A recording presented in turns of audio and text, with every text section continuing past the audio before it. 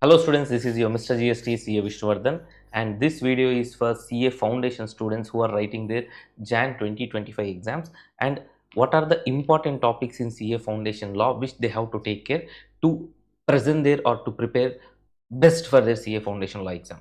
So in this particular video I have covered what are the key chapters which you should definitely cover for your exam preparation. So please go through the video till the end, and whatever the important topics we are covering, please give them the top priority, and there are very good chances you scoring good marks in the CA Foundation Jan 2025 law exam, right? So now coming to the first one. See, students, please understand, in CA Foundation law, LLP Act, Limited Liability Partnership Act, is a very small chapter and it covers 6 marks in the main exam. So please make sure you are thorough with this chapter fully. So that is your first target. Second target will be Partnership Act, which is going to be tested for 20 marks in the main exam, and here there are no important topics. Please make sure you are thorough with this chapter fully, because the reason is the Partnership Act is very simple chapter in your syllabus, no complications, no confusions, nothing. So this is the chapter where even though the questions are maybe case study based questions or maybe the straight theory questions, you will not find any confusions from the questions in this chapter. There is one advantage here. So please be thorough with this full chapter, Partnership Act, so that you are not going to lose even a single mark out of this 20 marks. So that is the next one. Coming to Companies Act. Companies Act 2013. Please understand, first of all, Companies Act is very important for you to go through, because Companies Act will be the chapter which you will be reading even in your CA Inter, and of course even in CA Final, and of course in your articleship, all that stuff. So a very important chapter for you which you should be definitely knowing. In this chapter, the weightage is 21 marks, and out of this, please understand, every time if you look at the question paper pattern, they are definitely testing a question from types of companies, or corporate wheel and its exceptions, doctrine of ultraviolence, constructive notice, indoor management, the exceptions, etc., all that, including the case laws. These concepts, please be very thorough and make sure you are also thorough with the case laws, right? So that way you are going to get good marks in this Companies Act. Coming to Indian Contract Act, next chapter, next fourth importance should be for Indian Contract Act. And in Indian Contract Act, every attempt they are testing around 23 to 26 marks, and from this, Indian Contract Act, there are 6 units. Out of the 6 units, which units you have to focus more, and which units, what topics you have to focus more, that we will understand. Coming to first unit, in first unit, types of contracts, please make sure you're really thorough with that. Void contract, valid contract, voidable contract, all that stuff, different types of contracts, please be very thorough with that. And next, revocation of offer and acceptance concept is there, please be very thorough with that. And offer and acceptance, here please be thorough with these concepts carefully, and with that unit 1 will be done. Next one, please understand, unit 2, unit 5, unit 6 in your syllabus are very small units. Consideration, breach of contract and its remedies, quasi contract and contingent contract, these are the 3 units, very small units, and very high chances of these 3 units being tested in the main exam. So no chances, nothing. Please make sure you are reading them fully, so that way you are thorough with unit number 2, 5 and 6.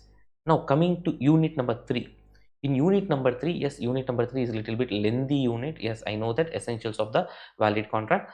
In that, please be thorough with minor concept, fraud, undue influence, coercion, and unlawful object and unlawful consideration. In that, especially you should be careful with this agreements opposed to public policy, right? And next, void agreements concept. So please be very thorough with these topics. Remaining things, yes, you can give a second priority. Okay, that is what unit number 3 all about. Next, unit number 4. If you see in unit number 4, you should be definitely thorough with the concepts joint promisors and their liabilities, all that. Appropriation of payments, this is appropriation of payments, that topic please be thorough. Next, impossibility of performance, contracts which need not be performed. These topics please be very thorough. These are very important topics in unit number 4. Coming to next step, point 5 is Sale of Goods Act. Sale of Goods Act, every attempt they are testing it for 21 marks, my dear friends. In that, there are 4 units. In that, unit 2 is a very small unit, conditions and warranties, and definitely there will be a question from that particular unit for sure in every attempt. That is the trend. So please make sure you are thorough with that full unit, very small unit and very important unit. Not only that, unit 4 also a very small unit, unpaid seller, please be very thorough with that. Coming to unit 3, in unit 3 please be careful with the concept of nemo that q non habet, no person shall transfer a better title than what he has and its exceptions, and transfer of risk and its exceptions. These two topics are very important in unit 3. Please be careful with that. And finally, negotiable instrument act, a small chapter again for you, and it will be tested for 14 marks in the main exam. Please be thorough with that fully. See, if you have understood here almost 100 marks, we are going to, like, I have covered what and all the chapters, which and all are important, all the stuff. Yes, please be thorough with that. Here and there, if you give contingency for 20 marks also, you will be able to see 80 marks or 70 marks from these topics definitely in the main exam. And if you are very thorough with that, and if you give first priority to these things, you will be able to score more marks. So you can just take the screenshot if you want. Here I am just sharing that in the video. So this is regarding unit 1, 2 and 3. So you can take a screenshot or pause the video and note down these things. And coming to step 4, 5 and 6, this is the point which you can just take a screenshot or pause the video and copy. Just better to take a screenshot. So these are the important topics. And understand, in CA foundation law, not only just going through the concepts, having the reference of past exam questions and various ICS study material questions, RTP, MTP questions is very required. So please make sure not only just reading the theory, but also going through the ICS source questions, RTPs, MTPs, past exam questions, all that stuff.